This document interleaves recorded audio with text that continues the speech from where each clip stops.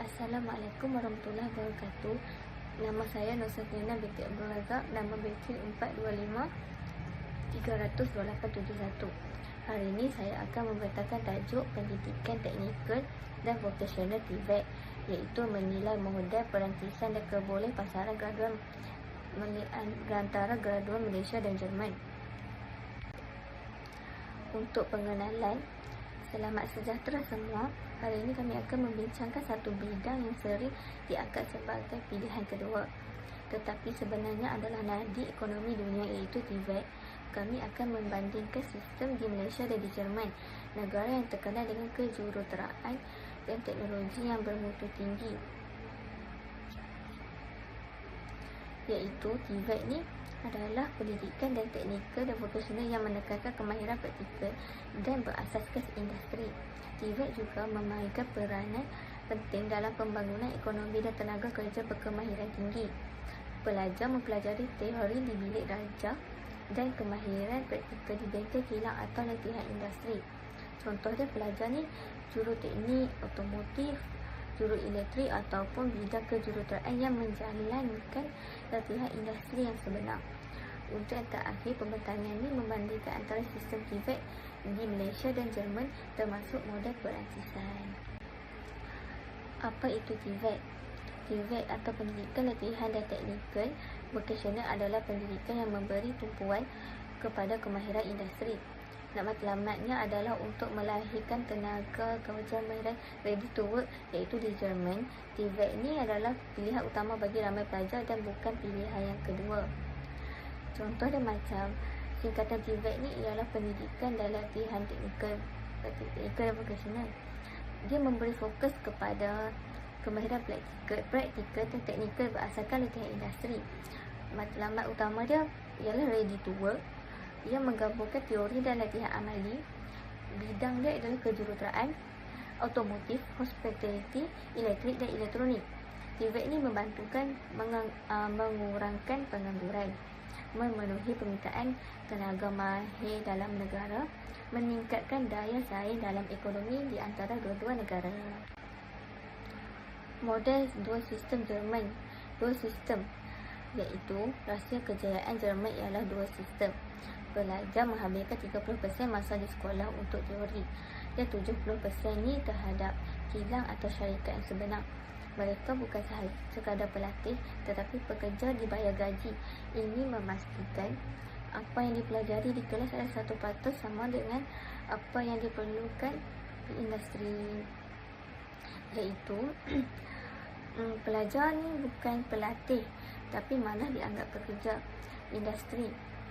Lepas tu sistem dekat Jerman ni bersepadanaan antara teori dengan amali, di mana kandungan pelajar tu sedari dengan antaranya macam latihan amali dan teori. Graduan memiliki kemahiran teknikal, pengalaman kerja dan kebolehan pasaran tinggi sekaligus bersedia memasuki pasaran kerja setelah tamat pengajian. Evolusi TVET di Malaysia. Di Malaysia ni kita mempunyai pelbagai industri seperti ILP, Institut Latihan tu, KV, Kolej Vocasional dan Politeknik. Kerajaan kita sedang berusaha keras untuk menjenamakan semula TVET melalui TVET negara bagi menghapuskan stigma bahawa TVET hanya untuk pelajar yang kurang cemerlang dalam akademik. Iaitu era yang pertama, era awal pra-kemerdekaan 1960-an. TVET ni diperkenalkan melalui sekolah, pertukangan dan vocational untuk memenuhi keperluan tenaga kerja asas dalam sektor perindustrian dan teknikal. Yang kedua, fasa pengukuhan. Pada tahun 1970 hingga 1990-an, penubuhan institusi khusus iaitu institusi latihan perindustrian ILP dan politeknik bagi menyokong pembangunan institusi dalam negara. Poin yang ketiga, penyelarasan nasional tahun 2000. TVET ni mula diselaraskan bahawa pelbagai kementerian dengan penekanan kepada standard kemahiran SPM melalui Jabatan Pembangunan Kemahiran JPK. Yang keempat, transformasi TVET 2015 hingga kini. Pelaksanaan dasar TVET negara, pelibatan industri dan penjanamaan semula TVET sebagai laluan kerjaya profesional dan berdaya saing.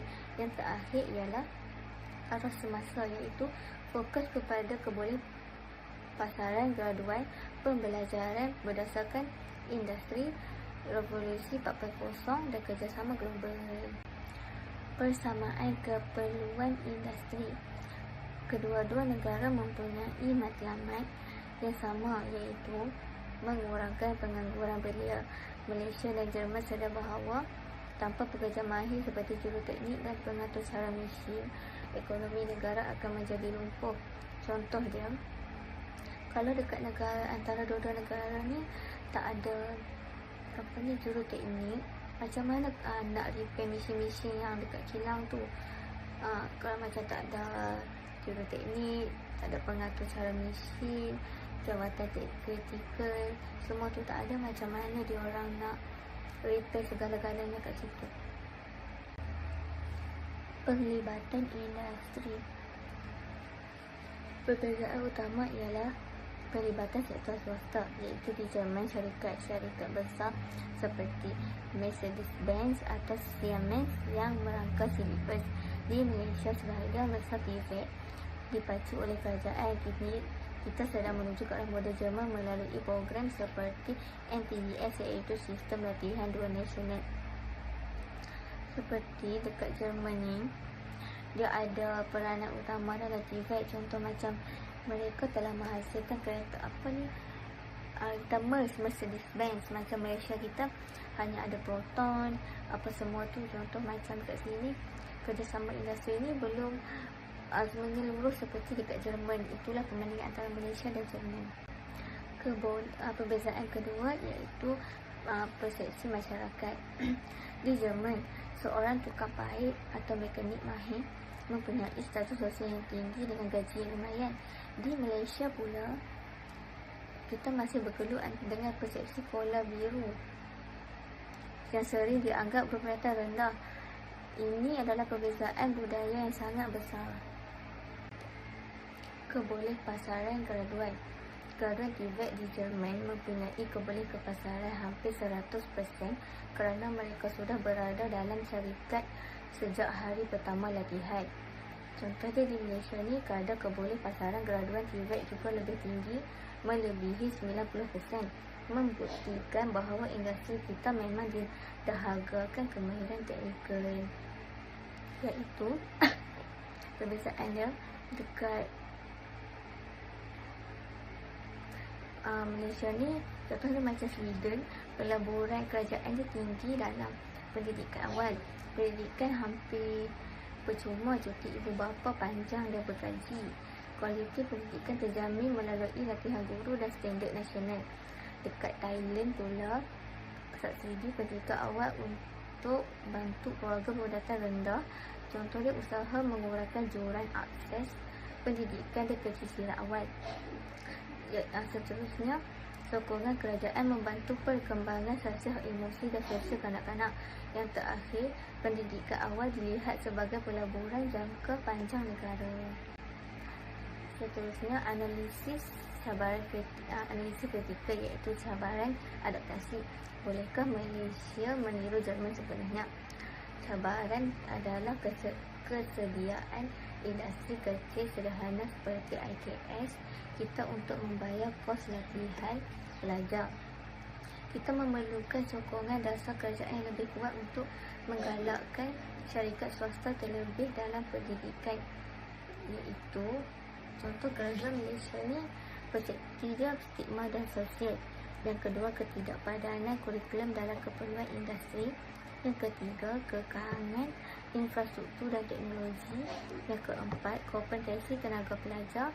Yang kelima, kerajaan industri sebelum menyeluruh. Untuk graduan Jerman pula, standard dia kemahiran yang sangat tinggi, halangan bahasa. Contohnya macam kat sana tu hanya menggunakan bahasa Jerman lebih banyak daripada bahasa Inggeris. Yang ketiga, disiplin dan budaya kerja industri. Yang keempat, adaptasi industri teknologi maju. Yang kelima, integrasi sosial dan tenaga kerja. Langkah masa hadapan.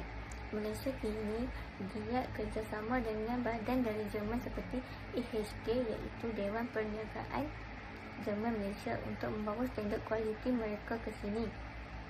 Ini adalah langkah bijak dalam memartabatkan graduan kita di peringkat antarabangsa, iaitu yang pertama, memantapkan pelaksanaan model perancasan. Yang kedua, memperkukuh kerjasama strategi kerajaan, industri dan institusi. Yang ketiga, menarik taraf sistem persijilan dan piawaian kemahiran. Yang keempat, memperkasa tenaga pengajar TVET berteraskan industri. Yang kelima, pendigitalan dan inovasi dalam TVET. Kesimpulannya, TVET bukan lagi pilihan yang kedua. Jika kita mahu menjadi negara maju seperti Jerman, kita perlu mengubah minda kita. Kemahiran teknikal adalah mata wang baru dalam pasaran kerja masa hadapan, iaitu TVET ni penjenamaan semula kerjasama antarabangsa, contohnya macam Malaysia dengan Jerman, iaitu Jerman dia lebih kepada TVET dan pelajar dia ni dapat gaji walaupun dia sedang belajar. Pelibatan industri yang semakin meningkat. Untuk sesi soal jawab, adakah anda bersetuju bahawa graduan TVET patut menerima gaji tak setaraf graduan universiti? Yang kedua, pada pendapat anda, bagaimanakah cara mengubah persepsi masyarakat terhadap TVET?